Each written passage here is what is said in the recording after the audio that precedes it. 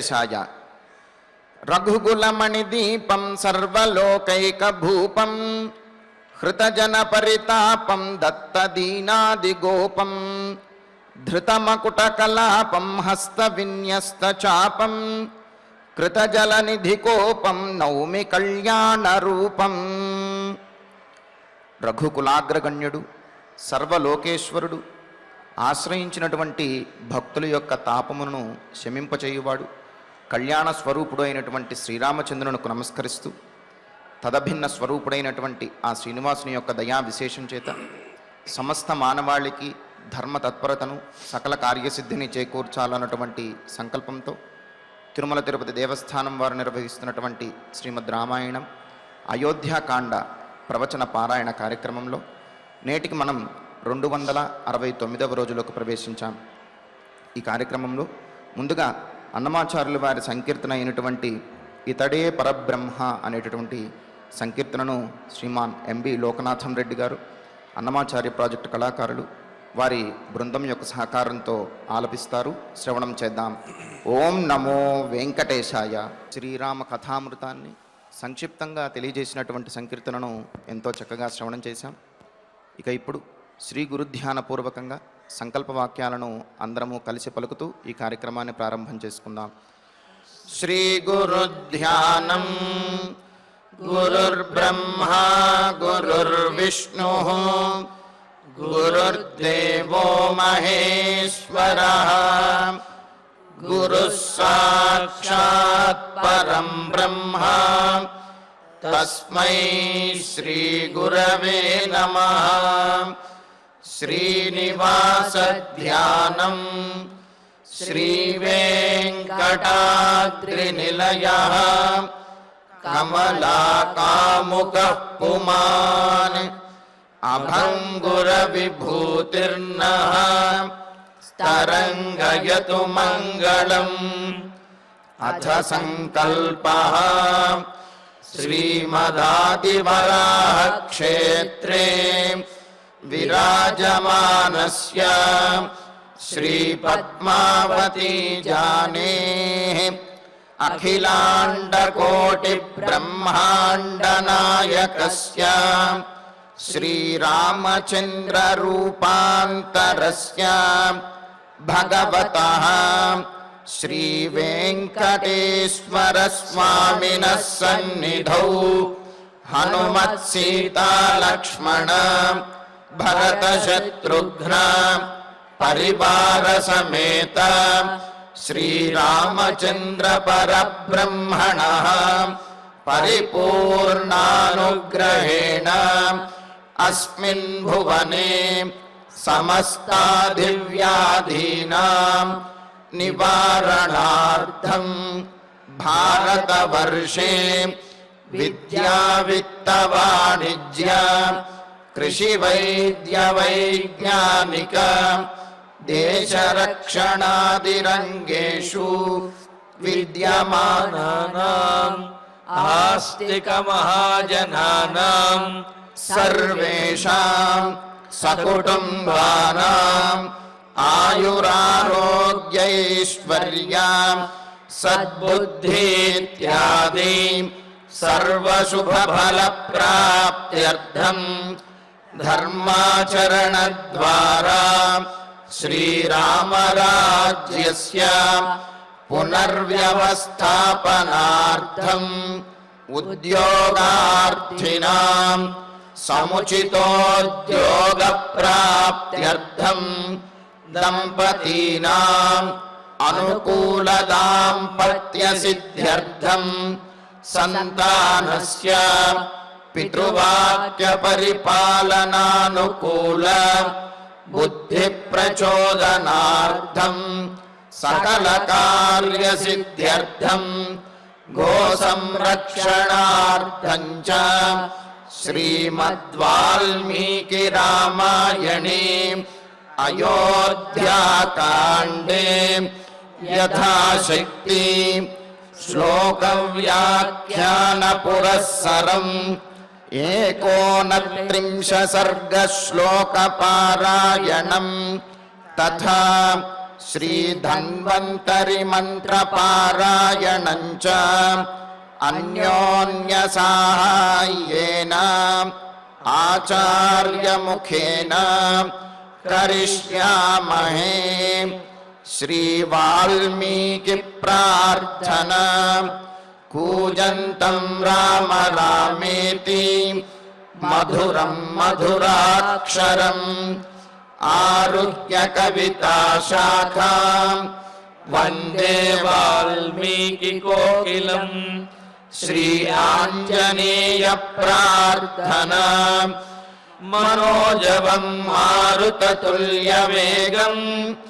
జితేంద్రియం బుద్ధిమతాం వరిష్టం వాతాత్మజం వానరయూధముఖ్యం శ్రీరామదూతం శిరసా నమామి. శ్రీరామాయణ ప్రార్థన. వాల్మీకిగిరి సంభూత రామసాగరగామిని పునాతి భువనం పుణ్యా రామాయణ మహానది. శ్రీరామ ప్రార్థన. అయోధ్యాఖ్యేతు గుర్వర్ధే త్యక్త్వా రాజ్యం గిరౌ వసన్ పాదుకే భరతాయాదాత్ స రామః శరణం మమ. శ్రీరామచంద్ర పరబ్రహ్మణే నమః. అథ శ్రీమద్ రామాయణే ఆదికావ్యే అయోధ్యాకాండే 39 సర్గః. శ్రీమన్నారాయణ చరణౌ శరణం ప్రపద్యే. శ్రీమతే నారాయణాయ నమః. శ్రీరామాయ నమః. ఇహలోకే చ పితృభిః యా స్త్రీ యస్య మహామతే అద్భిర్దత్తా స్వధర్మేణ ప్రేత్య భావేపి తస్య సా. సీతాదేవి రామచంద్రమూర్తితోటి సమాధాన పురస్సరంగా సప్రమాణంగా తాను వనవాసానికి రావడమే సముచితము అనే విషయాన్ని తెలియజేస్తూ ఉన్నది. రామచంద్రమూర్తి ఏమో అడవిలో ఎన్నో కష్టాలు ఉంటాయి, ఆ కష్టములన్నీ కూడా నీవు భరించడం చాలా ఇబ్బందికరము, పైగా నాకు ఏర్పాటు చేసినటువంటి నాకు ఇచ్చినటువంటి ఆజ్ఞను నేను పాటించవలసినటువంటి వనవాసాన్ని నీవు కూడా పాటించడం అనేది అనవసరము, నాకు వచ్చినటువంటి కష్టాన్ని నీకు కూడా ఆపాదించడం అనేది ధర్మం కాదు అన్నట్లుగా ఆయన ఒప్పుకోవడం లేదు రావడానికి. మరి ఎన్ని రకాలుగా చెప్పినా సరే ఒప్పుకోకపోతుంటే సీతాదేవి కూడా అన్నది, నాథా నాకు చిన్నప్పటి నుండి కూడా వనవాసానికి వెళ్ళాలి అనే ఒకానొక కోరిక ఉన్నది, ఇదేదో ప్రత్యేకంగా ఇప్పుడు తారసపడినట్లుగా నేను అనుకోవటం లేదు. ఎందుకు అంటే సాముద్రికా శాస్త్రాన్ని బట్టి నా లక్షణములు చూసినటువంటి ఒకానొక బ్రాహ్మణోత్తముడు, ఒకానొక భిక్షుని, అదేవిధంగా మిగతా వారు ఈ గురువులు వీళ్ళు ఎవరైతే చిన్న వయస్సులోనే తెలియజేశారో మరి వారి యొక్క ఆజ్ఞ వారి యొక్క మాట అమోఘమైనటువంటిది. అందుకనే ఈ విధంగా వనవాసం చేయవలసినటువంటి స్థితి వచ్చింది అని నేను అనుకుంటున్నాను. పైగా వనంలో విహరించడం అనేది నా కోరికగా నేను చెప్పాను, మిమ్మల్ని అడిగితే మీరు కూడా తీర్చుతాను అని చెప్పి అన్నారు. మరి సమయం వచ్చేటప్పటికి మాత్రము ఈ విధంగా అడ్డు చెప్పటం ఏమైనా భావ్యమా అని చెప్తూ, రామ వనవాసంలో అనేకమైనటువంటి కష్టములు ఉంటాయి అని నాకు తెలుసు. అదేదో ఈ ఉద్యానవనంలో అంటే అంతఃపురం దగ్గర ఉన్నటువంటి ఉద్యానవనంలో విహరించినట్టుగా అక్కడ విహరించవలసి వస్తుంది, విహరించడం కుదురుతుంది అని నేను అనుకోవటం లేదు. కానీ మనసుకి ప్రీతికరమైనటువంటి చోట, మనసుకి ఇష్టమైనటువంటి వారితో కష్టము కూడా సుఖంగానే ఉంటుంది. అందుకని నీతో పాటు వనవాసానికి రావటం కూడా నాకు చాలా ప్రీతికరమైనటువంటిది. పైగా నాకేదో అపాయాలు వస్తాయంటున్నావు, నాకెవరైనా అపాయం తలపెడతావు అని అంటున్నావు. అది జరగనటువంటి పని. నీ తోడులో ఉన్నటువంటి, నీ రక్షణలో ఉన్నటువంటి నన్ను ఎవరు ఇబ్బంది పెట్టగలరయ్యా అని అంటూ మరి కుమార సంభవంలో అంటారు కదా, కహ కరం ప్రసారయేత్ పన్నగ రత్న సూచయే అని చెప్పి. అంటే రత్నాన్ని పొందాలి, రత్నాన్ని చేజిక్కించుకోవాలి అని ప్రతివారికి ఉండొచ్చు. కానీ పాము పడగ మీద ఉన్నటువంటి రత్నాన్ని ఎవరైనా తమ చేతితోటి పట్టి తీసుకోవడానికి సాహసిస్తారా? అటువంటి ఆలోచనైనా చేస్తారా? పోతే పోయింది. రత్నం ఏముంది, ప్రాణములు ముఖ్యం. ఎందుకంటే ఆ పాము తల మీద ఉన్నటువంటి రత్నాన్ని తీయటం అనేది ప్రాణాంతకమైనటువంటిది. అలాగే రాముని యొక్క రక్షణలో ఉన్నటువంటి సీతాదేవికి అపాయాన్ని చేకూర్చడం అనేది కూడా ప్రాణాంతకమైనది. కావున ఏ జంతువు కానీ, ఏ రాక్షసులు కానీ ఎవరు కూడా నన్నేమీ చెయ్యలేరు. నీ రక్షణలో ఉన్నటువంటి నాకు అపాయం అనేదే ఉండదు, ఆ నమ్మకం నాకు ఉన్నది. ఇక కష్టములు అంటావా, నీతో పాటు నేను కష్టాలు పడటానికి ఎప్పుడూ సిద్ధమే. నీకు మంగళమగు కాక నన్ను నీతో పాటు తీసుకువెళ్ళవయ్యా అని చెప్పి అంటూ పత్ని ధర్మాన్ని తెలియజేస్తూ ఉన్నది. కన్యాదానంగా, కన్యాదాత చేత కన్యాధారగా పోసి, అంటే నీరు ఆ శోధకంగా కన్యాధార పోసి సమర్పించబడినటువంటి ఆ స్త్రీ భర్త యొక్క సొత్తు అని చెప్పి అంటున్నది. ఎంతవరకు అనుసరిస్తుందండి? ఎవరు ఎంతవరకు వచ్చినప్పటికి కూడా గతించే వరకే కదా, ఆ ప్రాణులు పోయే వరకు కలిసి ఉంటారు, ఆ తర్వాత విడిచిపెట్టేస్తారు. ఏ బంధమైనా అంతే కదా అని చెప్పి అనుకుంటాం. కానీ అన్ని బంధములు కూడా ప్రాణములు ఉన్నంత వరకే ఉంటాయి. కానీ భార్యాభర్తల యొక్క సంబంధం మాత్రం గతించిన తర్వాత పరలోకానికి కూడా అనువర్తిస్తుంది అని మనకు శృతులు తెలియజేస్తున్నాయి. ప్రమాణ వాక్యాలు ఎన్నో ఉన్నాయన్నమాట. మరి ఈ విధంగా ఇదే విషయాన్ని సీతాదేవి చెబుతుంది. రామచంద్ర, అయోధ్యలోనైనా అడవిలోనైనా చివరికి పరలోకానికైనా సరే నీతోటే నా ప్రయాణము తప్ప నిన్ను విడిచి మాత్రము నేను ఉండలేను అని అంటూనే, మా తండ్రి గారు నీకు కన్యాధారగా నన్ను ధారపోశారు అంటే, నా కన్యాధారంగా నన్ను నీకు సమర్పించారు అంటే నేను నీ సొత్తుని. ఇహలోకేచ పితృభి యా స్త్రీ యస్య మహామతే. మహామతే గొప్ప బుద్ధిమంతుడైనటువంటి వాడా అంటే చెప్పినటువంటి దాన్ని అర్థం చేసుకునేటువంటి బుద్ధి కలిగిన వాడా? నేను చెప్పేది ధర్మము, నేను చెప్పేది సత్యము, కావున దీనిని అనుసరించవయ్యా అని చెప్పడం కోసమే ఇక్కడ మహామతే అని అంటున్నది. అంటే ఏమిటి? నేను చెప్పేది అర్థం చేసుకోలేకపోతే నువ్వు అల్పమతి అవుతావు, నేను చెప్పింది కనుక అర్థం చేసుకుంటేనే నీవు మహామతి అవుతావు.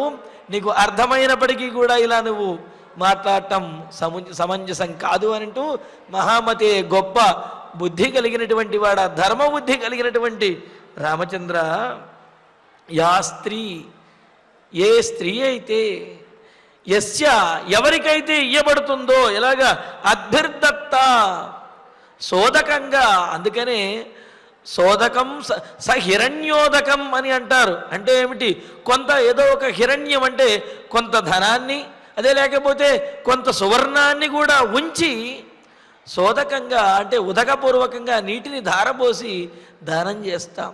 అలా నీటిని ధారపోసి దానం చేసినటువంటి ఆ సొత్తు ఏదైతే ఉన్నదో అది, అందులోనూ కన్యాదానం, ముఖ్యంగా ఈ కన్యాదానం అనేది అలా పొందినటువంటి ఆ భార్య పరలోకానికి కూడా అనువర్తిస్తుంది అని చెప్పి అన్నారు.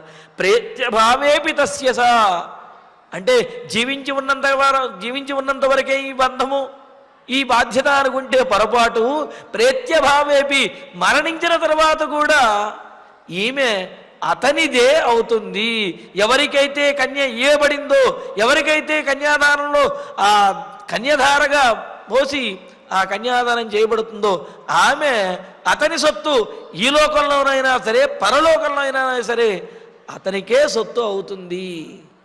కావున రామచంద్ర, మరి ఇంతగా వేదములు అదేవిధంగా పురాణములు ఇంతగా చెబుతూ ఉంటే నీవు మాత్రము ఈ లోకంలోనే నన్ను విడిచిపెట్టేస్తాను అంటావేంటయ్యా? ఇదేమి ధర్మము? మహామతే బుద్ధి కలిగినటువంటి రామచంద్ర అని అంటున్నది.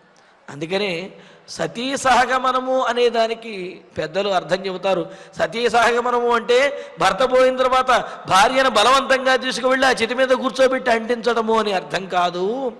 భర్తను అనుసరించి భర్త యొక్క మరణ వార్త వినగానే ఆ భార్య యొక్క ప్రాణములు కూడా అతని ప్రాణములతో కలిసి వెళ్ళిపోతే ఆ సందర్భంలో ఆమెను అతనితో పాటు ఆమెకు కూడా ఆ సంస్కారములన్నీ చెయ్యటము అని చెప్పి, అంతేగాని బలవంతంగా తీసుకువెళ్ళి ఆయనతో పాటుగా ఆ చితి మీద కూర్చోబెట్టండి అని చెప్పి లేదన్నమాట. సతీ సహగమనం అంటే అక్కడ ఆ భర్తతో పాటే ఆమె కూడా ప్రాణములు విడిచి పరలోకానికి కూడా భర్తతో కలిసి ప్రయాణిస్తుంది, ఆ పరలోకంలో కూడా భర్తతో కలిసి సుఖిస్తుంది అని చెప్పి అన్నారు.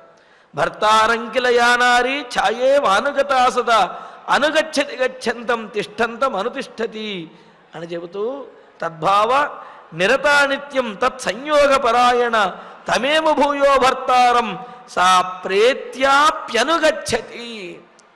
భర్తను పరలోకంలో కూడా అనుసరించగలిగినటువంటి సామర్థ్యము, అనుసరించగలిగేటటువంటి యోగ్యత, ఆ అధికారము భార్యకు మాత్రమే ఉన్నాయి. మిగతా బంధములన్నీ కూడా ప్రాణములు ఉన్నంత వరకే, కానీ భార్యాభర్తల సంబంధం పరలోకంలో కూడా అనువర్తిస్తుంది అని చెప్పి మనకు అనేకమైనటువంటి శృతివాక్యములు పురాణ వాక్యముల ద్వారా తెలుస్తున్నాయి. అందుకనే సీతాదేవి అంటున్నది, రామచంద్ర మరి పరలోకానికైనా అనువర్తించమని చెప్పి పరలోకానికి కూడా అనుసరించేటటువంటి అధికారం ఉన్నది అని చెబుతుంటే, ఈ లోకంలో నీవు వనవాసానికి వెళుతుంటే నేను నిన్ను అనుసరించకుండా ఉంటానా? తప్పనిసరిగా అనుసరించి తీరతాను, నన్ను తీసుకువెళ్ళవలసినటువంటి బాధ్యత నీదే అని చెప్పి సీతాదేవి అంటూ, ఏవమస్మాత్ స్వకాం నారీం సువృత్తాం హి పతివ్రతాం నాభిరోచయసే నేతుం త్వం మాం కేనేహ హేతునా. రామచంద్ర, భర్తే ప్రత్యక్ష దైవము అని అన్నారు, మరి భర్తే గతి అని చెప్పి అన్నారు కదయ్యా. పతిర్హి దేవో నారీణాం పతిర్బంధుర్పతిర్గతి అని అనేక రకాలుగా చెప్పారు. పైగా ముఖ్యమైనటువంటి ధర్మం ఏమిటి అని అంటే, న వ్రతైర్నోపవాసైశ్చ ధర్మేణ వివిధేన చ. స్త్రీ ఏదో ప్రత్యేకమైనటువంటి పూజలు చేయాలనో, ప్రత్యేకమైనటువంటి ఉపవాస నియమములన్నీ కూడా ఆచరించాలనో నియమమేమీ లేదు. భర్తను అనుసరిస్తే చాలు, భర్త చేసేటటువంటి ప్రతి పుణ్యంలోనూ కూడా సగభాగాన్ని ఈమె పొందుతుంది. దీనితో పాటుగా భర్తను అనుసరించినటువంటి పుణ్యము పరిపూర్ణంగా పొందుతుంది. అంటే ఏమిటి? భర్తను అనుసరించడం ద్వారా ఇక్కడ ఆ భర్త తాను చేసినటువంటి పుణ్యంలో భార్యకు కొంత సగం ఇవ్వాల్సి వస్తుంది. అదేవిధంగా తనను అనుసరించడం ద్వారా ఆ భార్యకు పుణ్యం అనేది, ఆ పతివ్రత ధర్మాన్ని బట్టి పుణ్యం అనేది ప్రాప్తిస్తూనే ఉంటుంది. అంటే ఏమిటి? భార్యాభర్తలలో ఎక్కువ పుణ్యాన్ని భార్యే పొందుతుంది అని తెలుస్తున్నది. ఎలా పొందుతుంది? భర్తను అనుసరించడం ద్వారా పొందుతుంది అని తెలుస్తున్నది. కావున నారీ స్వర్గమాప్నోతి ప్రాప్నోతి పతి పూజనాత్ అన్నారు. అలా భర్తను అనుసరించండి, పతియే ప్రత్యక్ష దైవము, ఆయనను సేవించడమే ప్రధానమైనటువంటి ధర్మము అని చెప్పి నారీ ధర్మాల్లోనూ భార్యకు చెప్పినటువంటి ధర్మాల్లో చెబితే, రామచంద్ర నీవు నన్ను విడిచిపెడితే నా ధర్మాన్ని నేను ఎలా ఆచరించాలి? నీ ధర్మాన్ని నువ్వు ఆచరించాలి అని నువ్వు ఎలా అనుకుంటున్నావో, పితృవాక్య పరిపాలన, తండ్రి మాట వినాలి అని చెప్పి ఎలా అనుకుంటున్నావో, మరి నా ధర్మాన్ని నేను కూడా పాటించాలి కదా. కావున అంటే నీ ధర్మాన్ని నువ్వు ఆచరించడమే కాదు, నన్ను కూడా ధర్మాన్ని ఆచరించే విధంగా చేయటం, అది కూడా నీ ధర్మమే. కావున నేను నీకు సహధర్మచారిణిని, కావున నా ధర్మాన్ని నేను ఆచరించే విధంగా చెయ్యి. పైగా ఏవం అస్మాత్ స్వకాం నారీం, ఈ విధంగా ఇంతకుముందు చెప్పినటువంటి అనేకమైనటువంటి ధర్మములను బట్టి స్వకాం నారీం, నీకు సొత్తు అయినటువంటి నన్ను, సీతాదేవి అంటున్నది, నీకు సొత్తు అయినటువంటి నన్ను సువృత్తాం, పోని భార్యను విడిచిపెట్టాలి అని అంటే దుర్వృత్త అయినటువంటి నారీ కనుక అయినట్లయితే, అంటే ఏమిటి? ఆమె యొక్క వ్యక్తిత్వం కానీ చారిత్ర్యం కానీ సవ్యంగా కనుక లేకపోతే, దండించవలసినటువంటి స్థితి కనుక వచ్చినట్లయితే, లోకం ఏదైనా నిందిస్తున్నట్లయితే, లోకం ఏదైనా కనుక దోషాన్ని కనుక ఎత్తి చూపించినట్లయితే, అటువంటప్పుడు దుర్వృత్తగా అంటే ఏమిటి? ఒక చెడు మచ్చ కానీ లేకపోతే చెడు ప్రవర్తన కానీ ఇటువంటిది ఏదైనా ఉన్నట్లయితే అటువంటప్పుడు విడిచిపెట్టవచ్చునేమో కానీ సువృత్తాం ఏ విధమైనటువంటి అపనింద కానీ ఏ విధమైనటువంటి చెడు ప్రవర్తన కానీ లేనటువంటి నన్ను కేన హేతునా ఏ కారణంతో నన్ను ఇక్కడ విడిచిపెట్టేసి నీవు నాభిరోచయసే నన్ను తీసుకువెళ్ళడానికి ఎందుకు ఇష్టపడటం లేదయ్యా? అస్మాత్ నేతం నాభిరోచయసే ఈ అయోధ్యానగరం నుండి నన్ను తీసుకువెళ్ళడానికి ఎందుకని నీవు ఇష్టపడటం లేదు? నీవు తీసుకువెళ్ళినా వెళ్ళకపోయినా నీతో పాటు రావలసినటువంటి ధర్మం అనేది నాకు ఉన్నది, అదే నా ధర్మం. కావున నా ధర్మాన్ని నేను పాటించే విధంగా నన్ను కూడా నీతో పాటు తీసుకువెళ్ళి రామచంద్ర అని చెప్పి ఇలా ప్రార్థిస్తూ ఉన్నది. ఎందుకు అంటే కేవలము మనుషులే కాదయ్యా, పశుపక్ష్యాదులు, లతలు, తీగలు ఇవి కూడా అవి ఎవరిని ఆశ్రయించి అయితే ఉంటాయో, ఎవరైతే తమకు పతిగా ఉన్నారో వారిని ఆశ్రయించే ఉంటాయి తప్ప అవి కూడా కష్టకాలంలో తమ పతిని విడిచిపెట్టవు అని అంటూ అనుచరతి శశాంకం రాహుదోషే పితారా పతతి చ వన వృక్షే యాతి భూమిం లతాచ త్యజతి నచకరేణు పంకలగ్నం గజేంద్రం వ్రజతు చరతు ధర్మం భర్తృనాథాహినార్య. భాసుడు ప్రతిమా నాటకంలో అంటారు అనుచరతి శశాంకం రాహుదోషే పితార. చంద్రుడు రాహుగ్రస్తుడైనప్పుడు అంటే చంద్రుడికి గ్రహణం పట్టింది కదా అని చెప్పి అప్పటి వరకు చంద్రుడిని అనుసరించేటటువంటి ఆ నక్షత్రములు తార, చంద్రుని యొక్క భార్య అయినటువంటి తార చంద్రుణ్ణి విడిచిపెట్టదు. చంద్రుడు కష్టకాలంలో ఉన్నప్పటికీ కూడా చంద్రుణ్ణి అనుసరించి అతనితో పాటే ఉండాలి అనుకుంటుంది తప్ప చంద్రుడికి కష్టకాలం వచ్చింది, రాహువు మింగేస్తున్నాడు కావున తన దారి తాను చూసుకోవు. నక్షత్రాలు ఆకాశంలో చంద్రుని కోసమే వేచి ఉండి ఆ చంద్రుడితో పాటే ఉంటాయి. ఆ విధంగా ఆ చంద్రుని యొక్క భార్య అయినటువంటి తార కష్టకాలంలో కూడా విడిచిపెట్టడం లేదు. అంతేకాదు త్యజతి చ పతతి చ వన వృక్షే యాతి భూమిం లతాచ. అంతెందుకు, అడవిలో లేకపోతే గ్రామంలోనైనా సరే ఒక లత తీగ కనుక చెట్టుని అల్లుకుని ఉన్నట్లయితే ఆ చెట్టు పడిపోతున్నప్పుడు ఆ తీగ కూడా చెట్టుతో పాటు పడిపోతుందే తప్ప చెట్టు పడిపోతున్నది అని చెప్పి వెంటనే ఆ లత ఆ తీగ మరో చెట్టుకు పెనవేసుకోవడానికి ప్రయత్నించదు. ఎందుకంటే తాను ఏ చెట్టుకైతే పెనవేసుకుని ఉన్నదో ఆ చెట్టుతో పాటే అది నిలబడైనా ఉంటుంది, పడిపోవటానికైనా సరే సిద్ధపడుతుంది. అందుకనే పతతిచ వనవృక్షే, అది అంతఃపురం దగ్గర అంటే ఏమిటి, అయోధ్యానగరంలోనూ ఈ నాగరికులనే కాదు ఆటవికులైనా సరే ఈ విధంగానే చెయ్యాలి అనే విషయాన్ని తెలియజేస్తూ వనవృక్షే అనే మాటను అక్కడ అన్నారు. అంటే అడవిలో ఉండేటటువంటి లత తీగ కూడా తాను ఏ చెట్టును పెనవేసుకుని ఉన్నదో ఆ చెట్టుతో పాటే నేల కూలటానికైనా సిద్ధపడుతుంది తప్ప చెట్టు నేల కూలుతుంది కదా అని చెప్పి లత మరొక చెట్టుని అల్లుకోదు. సరే, ఇది ఇంకా చెబుతూ త్యజతి నచకరేణు పంకలగ్నం గజేంద్రం. మనం పశువులని జ్ఞానము లేనిటువంటివి అని అనుకుంటాం. మరి అటువంటి పశువుల్లో ఏనుగు ఏదైతే ఉన్నదో, పశువుల్లో పశుపక్ష్యాదుల్లో కూడా జంటని వీడనటువంటివి ఎన్నో ఉన్నాయి. ఇక్కడ చతి నచకరేణు పంకలగ్నం గజేంద్రం. ఆడ ఏనుగు మగ ఏనుగు అవి ఎప్పుడు కలిసి పెడుతూ ఉంటాయి. ఒకవేళ మగ ఏనుగు కనుక ఏదైనా కొలనులో చెరువులో దిగి బురదలో కనుక ఇరుక్కుపోతే ఆ ఆడ ఏనుగు ఆ మగ ఏనుగుని బురదలోంచి బయటకు తీసుకురావడానికి ప్రయత్నిస్తూ ఉంటుంది. ఆ ఏనుగు బయటకు వచ్చే వరకు అక్కడే వేచి ఉంటుంది తప్ప ఈ మగ ఏనుగు బురదలో ఇరుక్కుపోయింది కదా ఇంకో మగ ఏనుగును చూసుకుందాము అని చెప్పి అలా ఏనుగు కూడా ఆడ ఏనుగు అనుకోదు. అంటే పశువులలో కూడా ఉన్నటువంటి ఆ జ్ఞానం, అంటే భార్యాభర్తల సంబంధంలో ఉన్నటువంటి ఆ పెనవేసుకున్నటువంటి బంధం అక్కడ కూడా ఎంత స్థిరంగా ఉన్నదనే విషయం మనకు తెలుస్తున్నది. త్యజతి నచకరేణు పంకలగ్నం గజేంద్రం. బురదలో ఇరుక్కున్నటువంటి మగ ఏనుగుని ఆడ ఏనుగు అడవిలో విడిచిపెట్టదు, దానికోసం వేచి ఉంటుంది. అంతెందుకు పక్షుల్లో కూడా మనకు ఈ కొత్తగా పెళ్ళైన వాళ్ళని దీవిస్తూ చిలక గోరింకల్లాగా చక్కగా జీవించండి అని అంటారు. అంటే చిలకలు గోరింకలు ఇవి ఎప్పుడూ కూడా అవి జంటలుగా కలిసి ఉంటాయి. అంటే ఒక చిలక ఇంకో గోరింక అని అర్థం కాదు.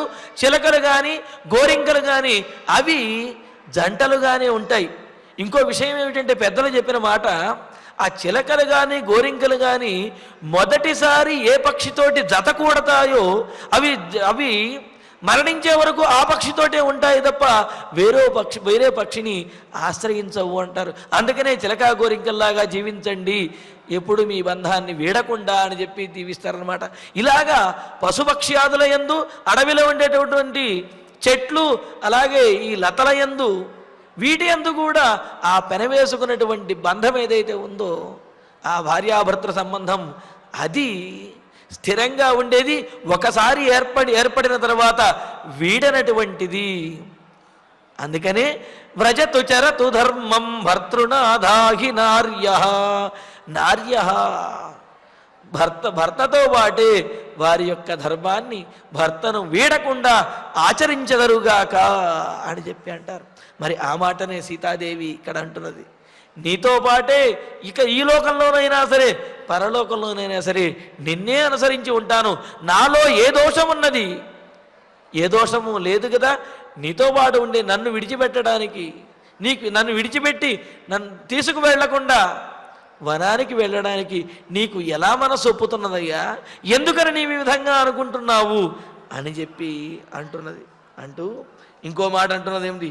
భక్తాం పతివ్రతాం దీనాం మాం సమాం సుఖదుఃఖయో నేతుమర్హసి కాకుత్స్థ సమాన సుఖదుఃఖిని. ఆ తర్వాత శ్లోకంలో భక్తాం పతివ్రతాం దీనాం మాం సమాం సుఖదుఃఖయో నేతుమర్హసి కాకుత్స్థ సమాన సుఖదుఃఖిని. కాకుత్స్థ రామచంద్ర అంటే కకుత్స వంశంలో జన్మించినటువంటి స్థిరమైన బుద్ధి కలిగిన వాడివి, ఆపదలో కూడా వీడనటువంటి రామచంద్ర, భక్తాం నీ మీద అమితమైనటువంటి భక్తి కలిగినటువంటి దాన్ని. ఎంతటి భక్తి అంటే దాని లక్షణాలు చెబుతారు. అనన్యార్హత్వం, అనన్యశేషత్వం, అనన్యభోగ్యత్వం, సంశ్లేషైక ధారకత్వం, విశ్లేష అసహిష్ణుత్వం అని చెప్పి 5 లక్షణాలు చెబుతారు.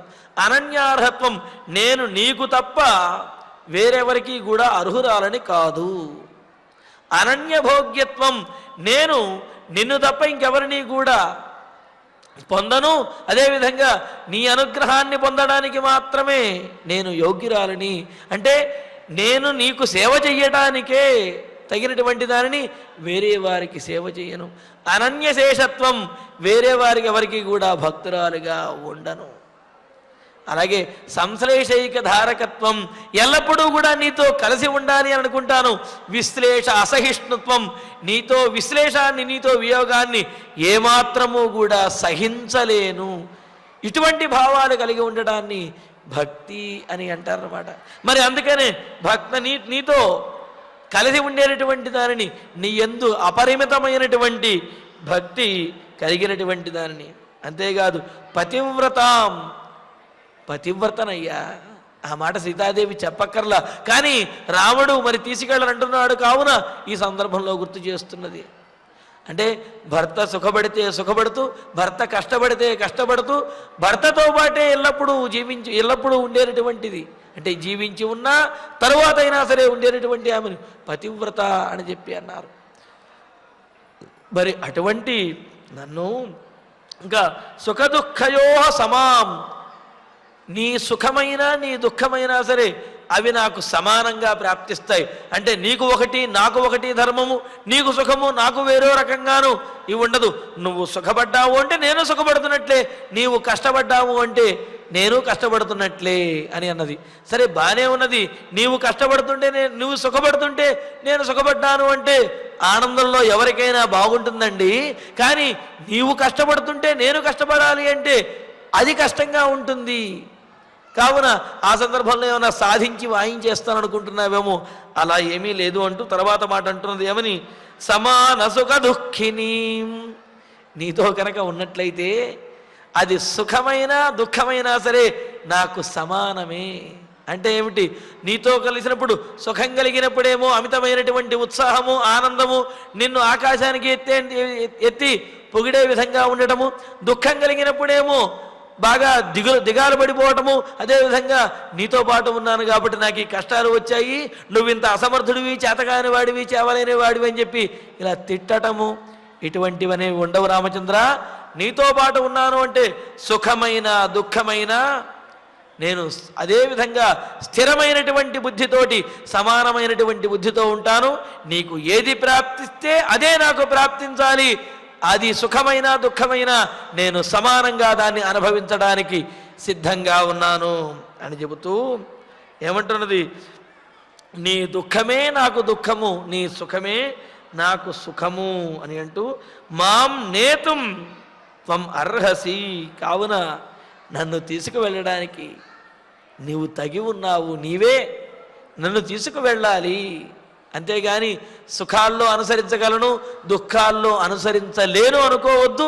సుఖాల్లో ఎంతగా అయితే నేను ఆనందంగా అనుసరించానో, దుఃఖంలో కూడా అంతే స్థిరమైనటువంటి బుద్ధితోటి, స్థిరమైనటువంటి ఆలోచనతో నిన్ను అనుసరిస్తాను తప్ప సుఖంలో ఒక రకంగా దుఃఖంలో మరో రకంగా ఉండేటటువంటి దానిని కాదు.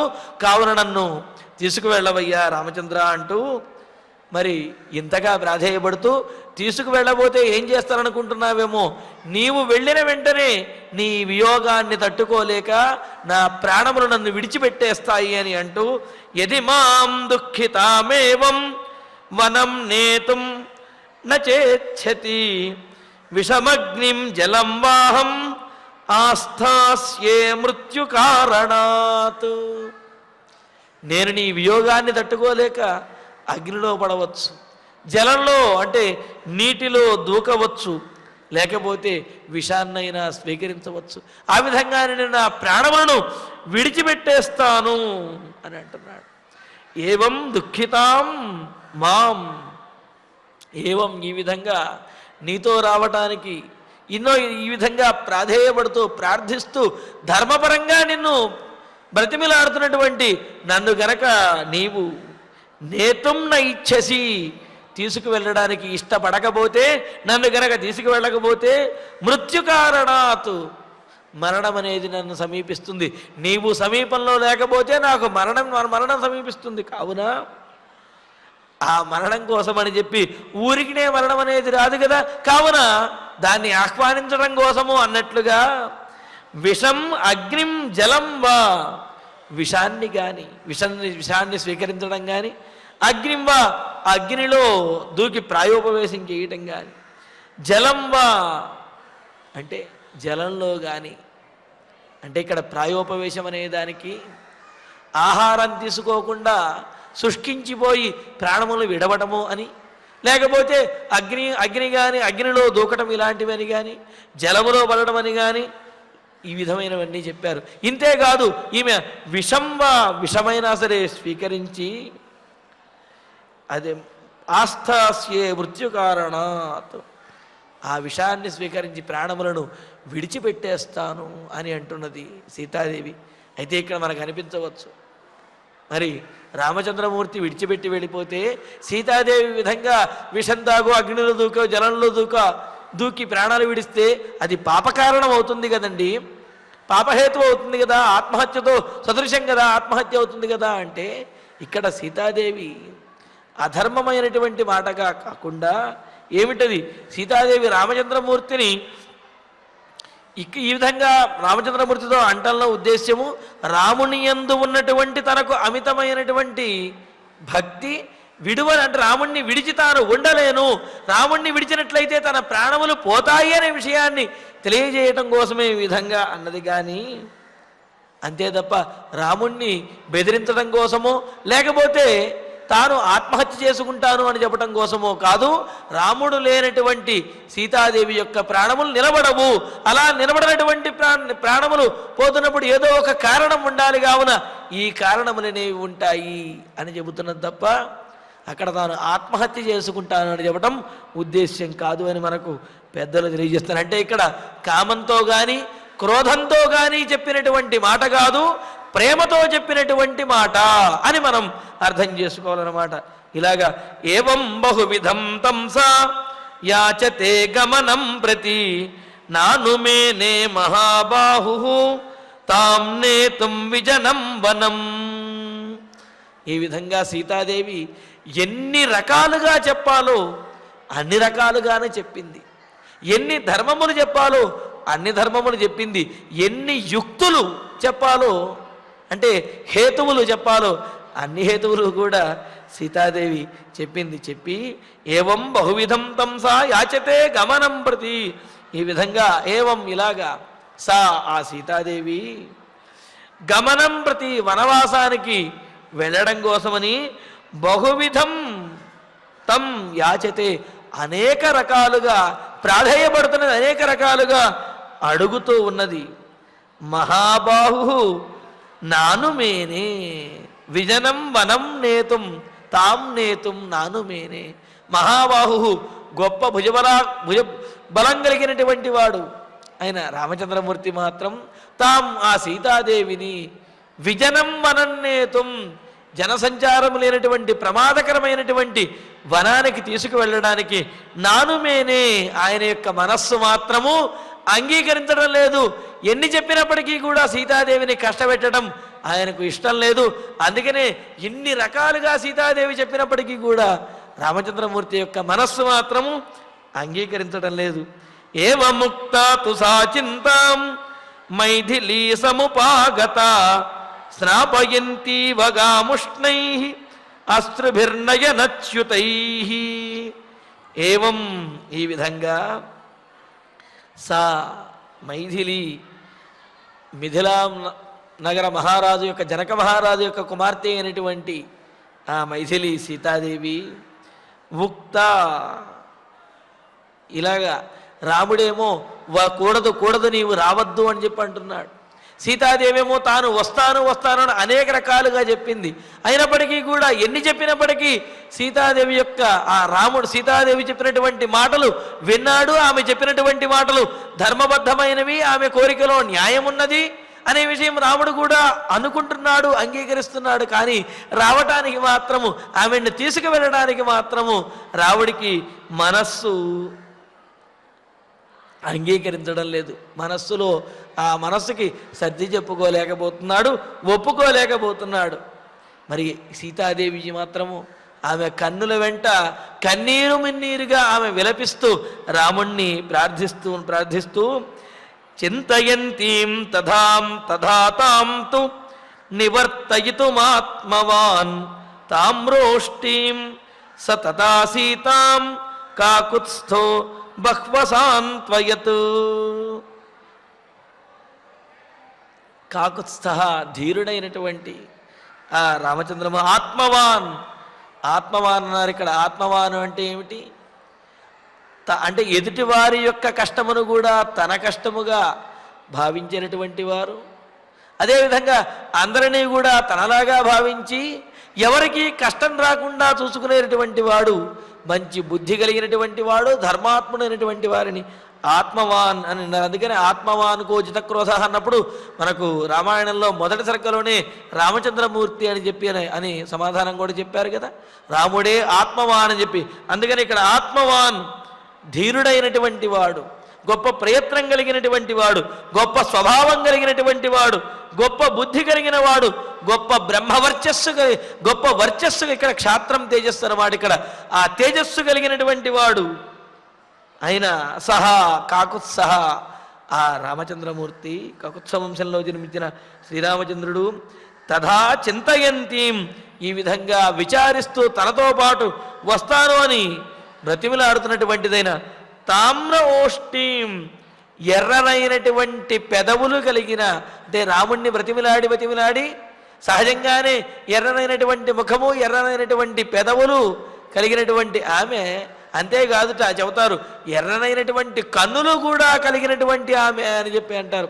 ఎర్రనైనటువంటి పెదవులు కలిగింది, అదేవిధంగా కన్నీరు మున్నీరుగా విలపించడం ద్వారా ఎర్రనైనటువంటి నేత్రములు కలిగినది అయినటువంటి తాం అసీతాం ఆ సీతాదేవిని తదా నివర్తయితుం అప్పుడు ఆ సీతాదేవి వనవాసానికి రావడానికి సిద్ధమైనప్పటికీ నివర్తయితం ఆమెను ఆపటానికి మరల్చడానికి బహు అసాంత్వయతు అనేక విధాలుగా ఓదార్చాడు, అనేక విధాలుగా సర్ది చెప్పాడు, అనేక విధాలుగా సాంత్వనపరిచాడు.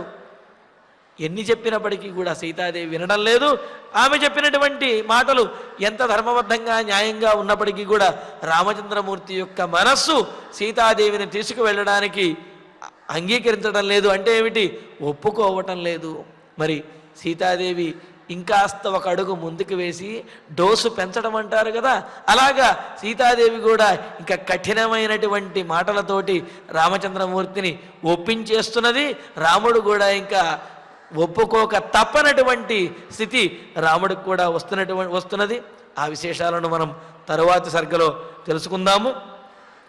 చింతయంతీం తథా తాం తు నివర్తయితుమాత్మవాన్ తామ్రోష్టీం స తదా సీతాం కాకుస్థో బహ్వసాంత్వయత్ అని ఈ విధంగా సీతాదేవి చెప్పినటువంటి మాటలతోటి రామచంద్రమూర్తి యొక్క మనస్సు అంగీకరించడం లేదు అని చెప్పి మరి సీతాదేవి ఏం తర్వాత చెప్పినటువంటి ఆ యుక్తులు ధర్మములతోటి ఈ సర్గను పూర్తి చేశారు. చిన్న విజ్ఞప్తి, రేపు రథసప్తమి సందర్భంగా మన అయోధ్యకాండ కార్యక్రమం ఉదయం 8 గంటలకు ప్రత్యక్ష ప్రసారం చేయబడుతుంది. సాధారణంగా 7 గంటలకు ఉంటుంది కదా, కానీ రేపు రథసప్తమి వాహన సేవల కారణంగా రేపు అయోధ్యకాండ కార్యక్రమం ఉదయం 8 గంటలకు ప్రత్యక్ష ప్రసారం చేయబడుతుంది. ఈ విషయాన్ని గమనించవలసిందిగా మనవి. ఇక ఇప్పుడు ఆచార్యులు వారి ద్వారా ఈనాటి శ్లోకాలను పారాయణ చేసుకుందాము. ఇహలోకే చ పితృభిః యా స్త్రీ యస్య మహామతే అభిర్దత్తా స్వధర్మేణ ప్రేత్య భావేపి తస్య సా ఏవమస్మాత్ స్వతాం నారీం సువృత్తాం హి పతివ్రతాం నాభిరోచయసే నేతుం త్వం మాం కేనేహ హేతునా భక్తాం పతివ్రతాం దీనాం మాం సమాం సుఖ దుఃఖయోః నేతుమర్హసి కాకుత్స్థ సమాన సుఖ దుఃఖినీం సమాన సుఖ దుఃఖినీం యది మాం దుఃఖితామేవం వనం నేతుం న చేచ్ఛసి విషమగ్నిం జలం వాహం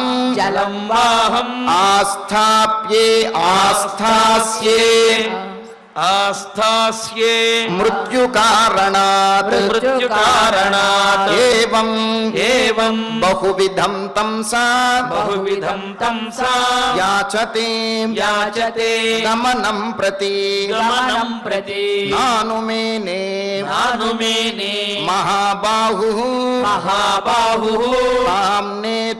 తాం నేతుం విజనం వనం ఏవముక్తాతు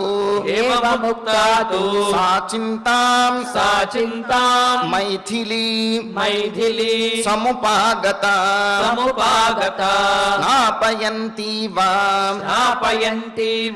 గాముష్ణైః అశ్రుభిః నయనచ్యుతైః చింతయంతి చింతయంతి తథా తాం తు తథాం తు నివర్తయితుం ఆత్మవాన్ తామ్రోష్ఠీం సతదాసీతాం కాకుత్స్థః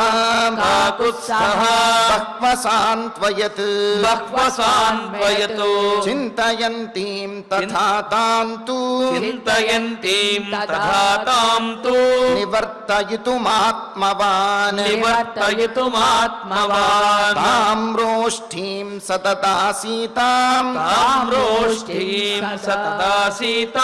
కాకుత్స్థో బహ్వసాన్త్వయత్ ఇత్యార్షే శ్రీమద్ రామాయణే ఆదికావ్యే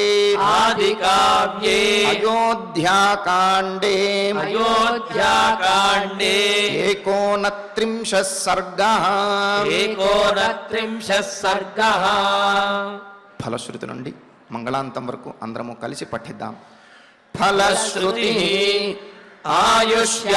ఆయుష్యమారోగ్యకరం యశస్యం సౌభ్రాతృకం బుద్ధికరం సుఖం చ శ్రోతవ్యమేతన్నియమేన సద్భిః ఆఖ్యానమోజస్కరవృద్ధికామైః శ్రీరామచంద్ర పరబ్రహ్మణే నమః.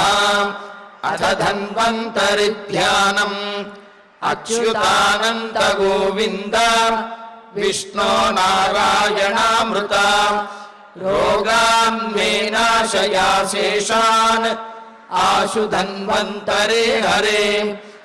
ఆరోగ్యం దీర్ఘమాయుష్యం బలం తేజోధియం శ్రియం స్వభక్తేభ్యోనుగృహ్ణంతం వందే ధన్వంతరిం హరిం.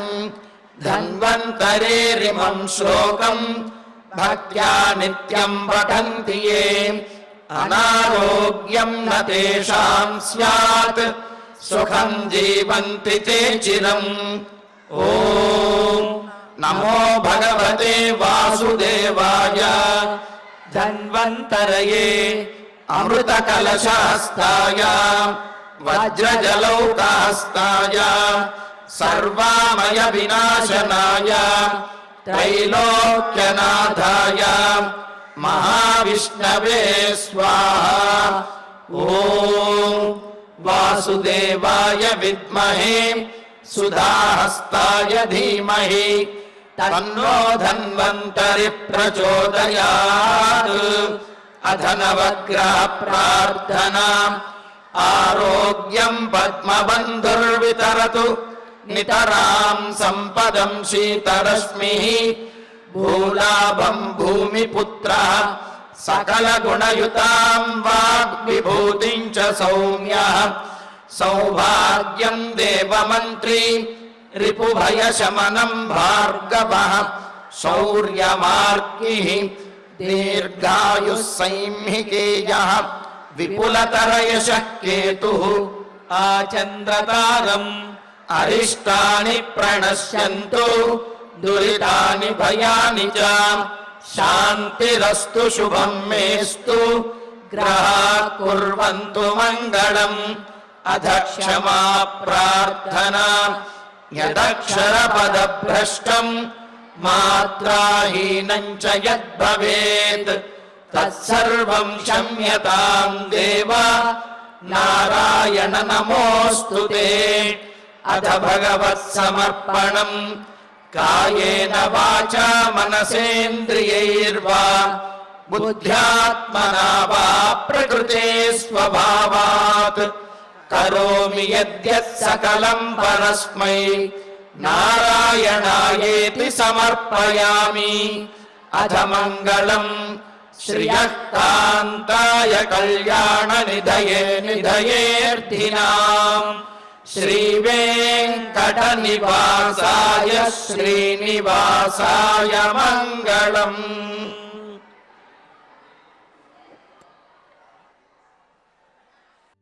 సెరెనిటీ మోడల్ హై స్కూల్ విద్యార్థులకు అమ్మఒడి, సామాన్యులకు అందుబాటులో ఉన్న బడి సెరెనిటీ.